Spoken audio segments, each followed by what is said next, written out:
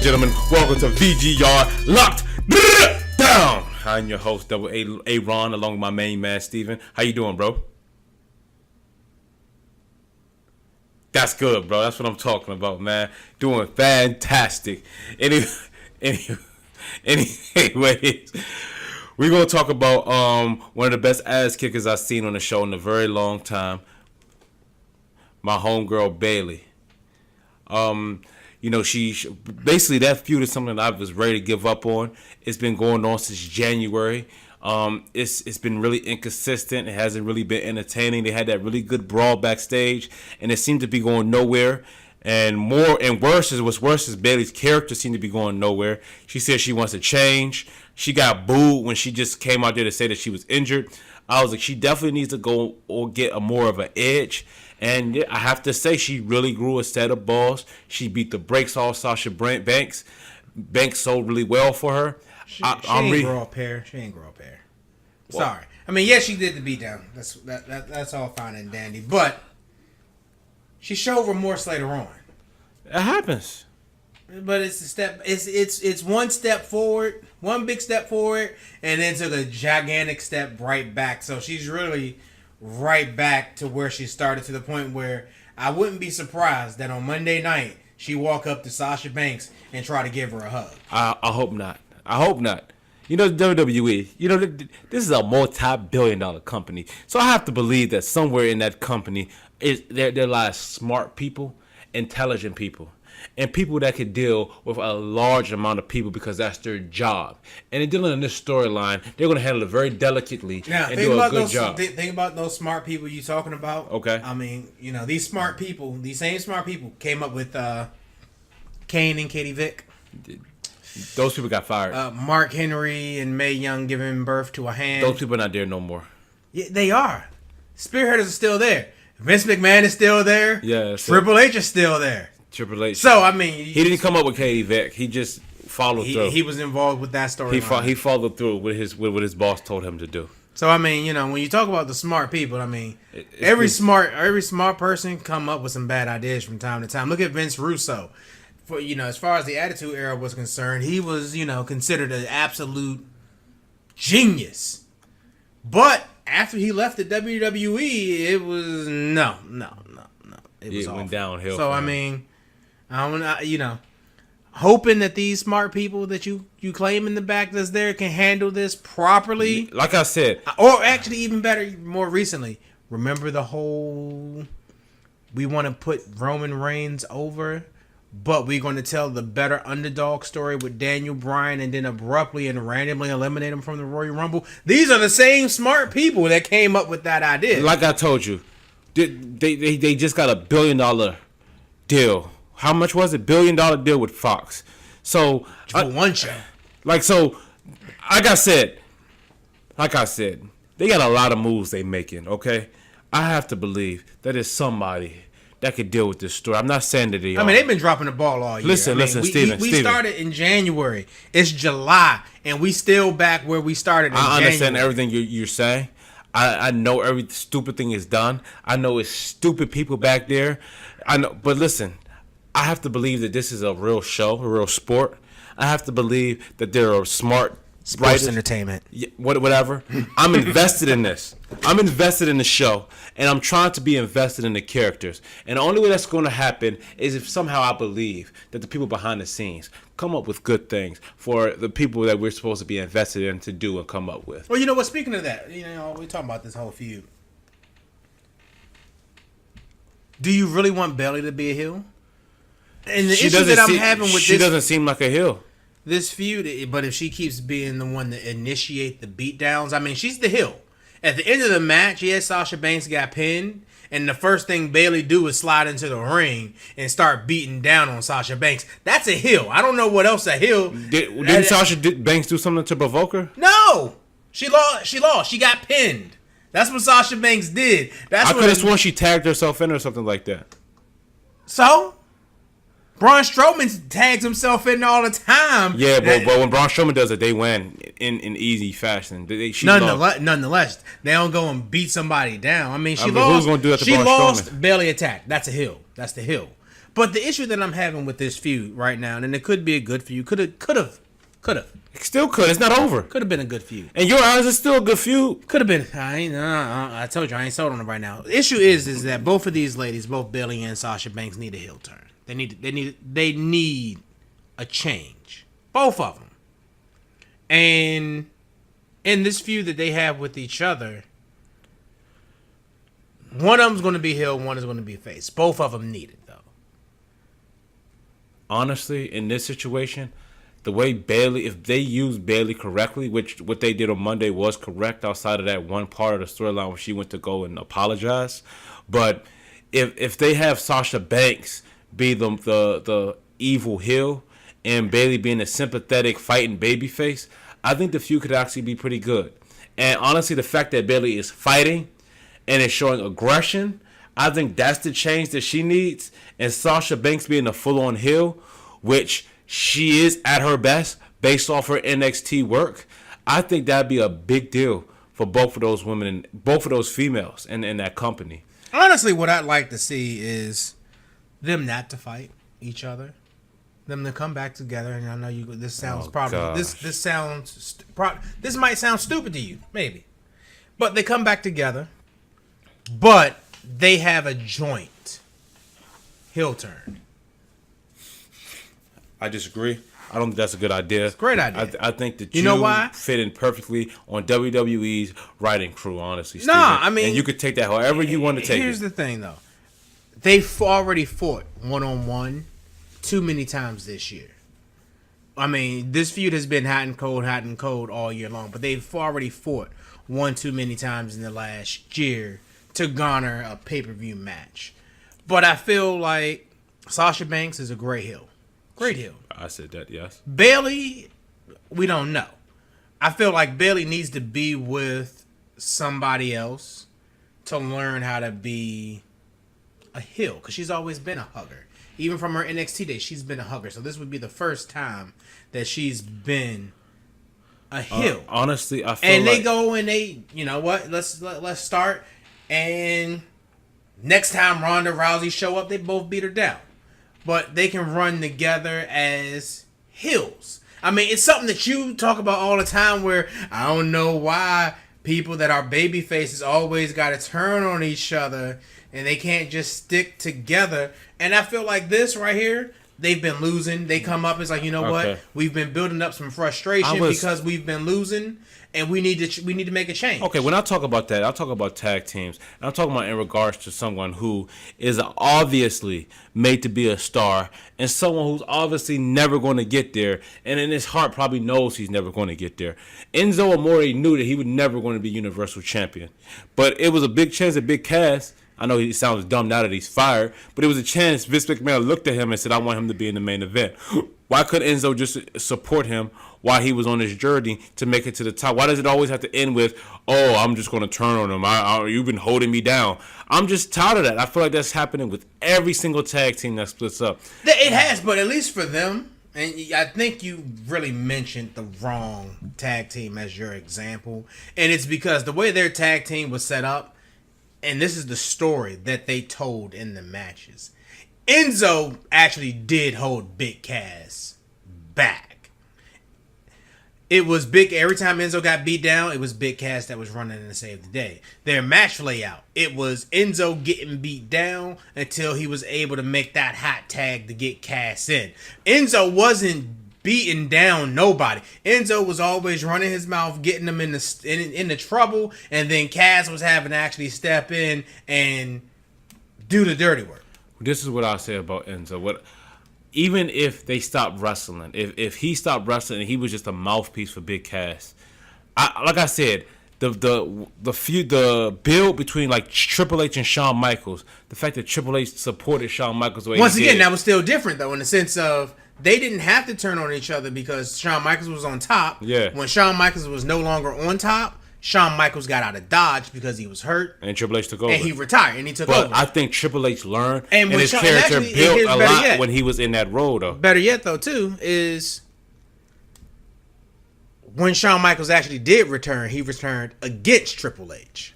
He did. Like I said, the story was well written, but what I'm saying is on the rise of the build of Triple H. He was not ready at that time to be his own solo star. So I feel like that was a good spot for him. So that was my only argument is if a guy is not ready and a duo is good together, just let them stick together while the one person rises. Like let them support each other and let them stick in that role. Like I think that's good sometimes. Like the idea of splitting up the New Day, I disagree with that idea because y'all want to push Rusev, have Alexander have his back while Rusev. You know they all damn Aiden English. I know who he is.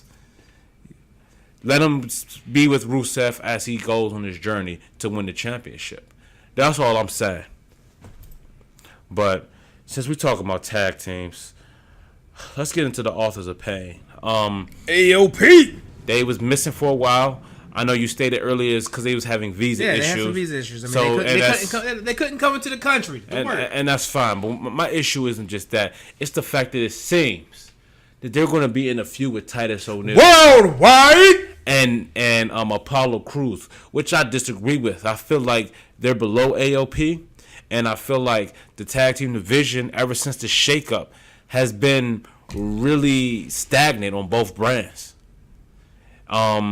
I feel like if SmackDown took so many good tag teams, they don't even know how to utilize all of them. Put them on the shelf. They see what you don't actually see is in Paige's office. She got a shelf of trophies, and right now all the tag teams are on her trophy shelf. They just sitting there. She looking at them. They just collecting dust. Okay, that's it. They hanging out. They chilling. The way what you just stated and who you just named sound really Paige? nasty and really I don't know. It seemed like some type of metaphor for something. No, they're just on the trophy water. It's like it sounds bad, bro. She came in. Okay, took over she came in and what? She took over SmackDown. Okay, she had the best tag teams. Like she acquired during the shakeup every single solitary high quality tag team the company had. She had the New Day. She had the Usos. She got the Bar. She even got the Good Brothers Club, Bullet Club, whatever you want to call it. She got all of them. And since she came in there and took over, you barely see the Usos. Last time I saw the Usos, they were participating in a Lana Naomi dance battle. I don't even know where the Bar is. I can't recall the last time I seen Sheamus and Cesaro. Hey Steve, I understand. You got Carl Anderson walking around worried more about his abs. I mean, he need to go meet Tony Nese, but so they ain't doing nothing. And for your tag team division, you know what? We got all those tag teams. We gonna sit them over here on this shelf, and we gonna pull Kane out of his governor race to team up with Daniel Bryan to fight the Bludgeon Brothers for the tag team titles. Like I said, I feel like forget the entire tag team division that I got sitting over here on this show. We gonna let them chill like they pop vinyls. I don't agree with that. They don't need to, if you're not gonna utilize these guys, you need to put them on another show. I heard Sheamus has like a really bad neck or something. He's been battling with that for a while, but that was the whole reason why the Bar was put together was to protect Sheamus. But it's not a thing where he's not working. Sheamus is still on the tours, on the house shows, and everything else. I heard they just not utilizing them on SmackDown, and I can't figure out what SmackDown is doing. They said that. Oh, we just don't have anything for him to do right now. Exactly. And I think Sanity finally debuted, and I guess they can only focus on 2 tag teams at a time. And you got the Bludgeon Brothers, and now you got Team Hell No because New Day. They're still there, but they're not doing tag team wrestling. They're doing their own singles. I feel like this is what I'm gonna say. I feel like with APO, they should fight a bunch of jobbers. And when they're finished, like with the jobbers, then maybe one of them tag teams can come over there and get them the feud they need, like something like a Team Hell No. I know they're not going to come over, but the Usos or the New Day, those are all tag team matches feuds I really want to see. And APO, I feel like they could have like 4 months of a good feud with the New Day. APO.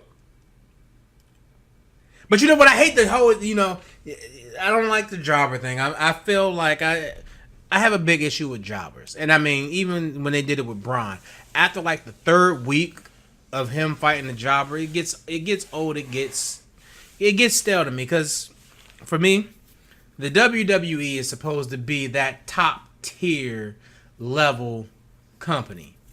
Like when you've made it to the WWE, we're supposed to be able to look at you and be like, this guy it's a high quality talent. This person is the best of the best. So bringing in Johnny Boot and Tights, who are two not in shape guys to fight AOP, no, that shouldn't happen. I mean, granted, and I miss the back in the day stuff where they actually had professional jobbers like Barry Horowitz or the Brooklyn Brawler and stuff like that. And at least they looked the part, and I think that's the role that Titus Worldwide is filling in, since the B Squad is allegedly now the top tier tag team. But I think that's a great first start for them. I mean, Titus Worldwide is kind of low on the totem pole as far as being a high quality tag team in the company, but based on the level of their tag team division, which it's a joke right now. It's a great start. I would like it in a match, not a feud. That's what I'm saying. And if we're talking about jobbers has been an integral part of wrestling from pretty much the beginning of time. I'm thinking about even someone like Scott Hall. He didn't come in fighting Hulk Hogan. I think, all right, think about it. The new formula is that a young guy comes up, he fights a top tier talent like a Seth Rollins or John Cena, loses, but he gave him go, so he's a real deal. But like, no, that's not the new formula. That formula has actually only been for the guys that are being put into the main event. They're going to the top of the card. They're not going down to the tag team division. They're not sitting as a mid-card or anything like that. Okay. Ty Dillinger, he came in there. He ain't beat nobody high quality. He ain't really fighting nobody high quality. He got a couple shots at the United States Open Challenge thing, but that's not what it is. They came in and they're expected to be here in the middle. They're just pretty much it's filler. Like I said, it happens a lot. As far as people like Jason Jordan was in the main eventer, Elias came in fighting the top people. He didn't come in getting wins. He came in losing. Neville came in losing. Sami Zayn came in losing. Like I said, it's a big list of people. And you see all that, and every last one of them, they right in the middle. Right in the mid-card. Right in the mid-card. Well, okay. Or in Neville's case, I think sadly sitting at some home. Some people, I think, that's okay. I'm not saying that it's a stupid formula. It worked for certain people. Like, I think it did wonders for like Kevin Owens. But I think it's other people that need that slow build formula. No, like Braun Strowman, AOP that was the best booking. That slow build though. AOP needs to. What they need to do is, you know what? They fired Paul Erling after they debuted. They honestly need to link up Paul Erling with like and I hate their name in the WWE, but the War Raiders or something like that, and bring them up and have that feud. I'll just put it like this. Ryback and Braun Strowman, that was some of the best booking of their career, especially Braun Strowman. Braun Strowman, he elevated and he had a slow build. And it was in the announcers and everybody were selling the things he did so well. Like, I remember watching him, and there was this little Indies dude that was like 200 pounds lighter than him and tried to run for Braun Strowman. Braun Strowman chased him down and clotheslined him from the back. And Michael Cole sold it. Like, wow, that's a 300 plus man chasing down a 185 pound man around the ring. Blah, blah, blah. It was a big deal. And I told him, you know what I did every time Braun Strowman came out? Okay, that's you. And they had these jobbers in the ring. Turn the channel? No, it's like, this is going to be over in 2 minutes. I'm going to go take a leak. And when I came back 2 minutes later, it was over. Okay, and then? I didn't get interested in Braun until, actually, I guess it was when he started fighting Big Show and Kane, which are the equivalent of Titus Worldwide right now. No, those are two pretty much legends. They're legends, but for their role in the company, be real, be honest with yourself. Their role in the company was to get beaten by Braun to make Braun look good. Yeah, that's what Titus Worldwide is. They're there to lose to AOP and make them look good. I feel like it was everything about that build was good, and he didn't go from beating jobbers. That's not what I'm saying. That you go from beating jobbers to being the face of the tag team division. Braun Strowman was beating jobbers for a while, and then he fought Sami Zayn, and he had a good and Kalisto. He got put in a dumpster. That never happened. But anyways, he fought Sami Zayn in a really interesting feud, and they had a really good match. And people were saying, oh, well, we're not sold on Braun Strowman's in-ring ability.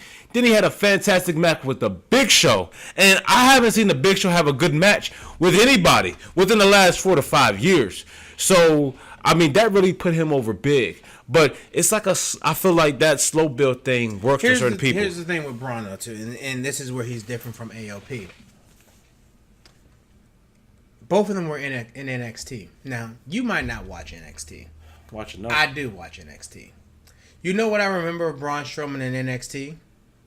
What? He was a rosebud. You don't remember that. You looked that up. But Braun Strowman, I don't recall any matches in NXT. He didn't have any. When he came up with Bray Wyatt, I don't really recall many matches out there. I mean, he got buried by Kane and Undertaker. He did. And you know how I felt about it back then. For his track record, for him, he probably needed to fight some jobbers to build that track record. AOP, whole nother monster. Granted, you don't watch NXT. AOP got a long body work of high quality stuff. Well, I'll put it to you like this. And you can instantly gain them credibility without them fighting jobbers. And you just go and you list off their accomplishments.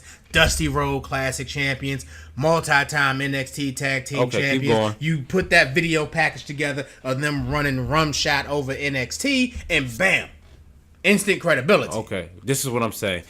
That is good if you have a plan to make them to go to the top of your card. But if your best plan is for them to fight jobbers and be in feud with jobbers, then just have them squash jobbers. That's all I'm saying. The problem is that the whole entire tag team division on Raw. Okay, we'll just let them go rampage through the whole tag team division and how do you know that they're not? Just because they stepped away one time from there, it's like, you know what? That shouldn't happen. They're heels. That should never happen. Heels. It's never should be. Joe has even backed off. He's like, you know what? I'm gonna whoop you. I'm gonna beat you on my own time. Now is not the time. I don't feel like doing it right now. He whooped him 3 seconds later.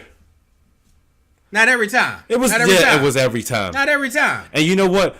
I could only imagine that like Braun Strowman is whooping somebody. Kalisto runs to the ring and he gets out the ring and walks off.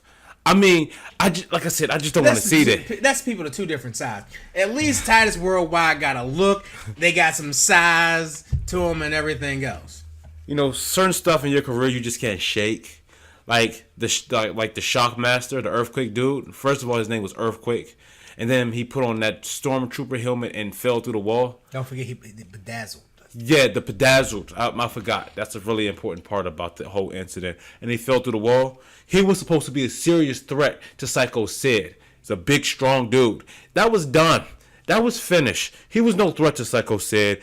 He was no threat to anybody. But that's beyond. You in a totally different realm now. That was just pure 100% embarrassment.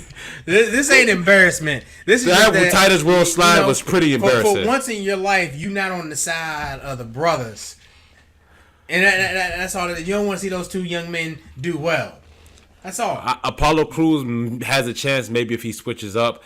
Titus, it's done for Titus, man. As far as having any type of... He's a good guy. Like, he's a great father, great pioneer for the community. I respect the man a lot. But as far as having an impact in wrestling, I think that's a wrap. Well, you know what? On that note... Thank you for joining us for another edition of VGR Lockdown. Make sure like us on Facebook, follow us on Twitter, subscribe to our YouTube channel, and we'll catch you guys next time. Just give me one subscribe and a like, please. What up, though?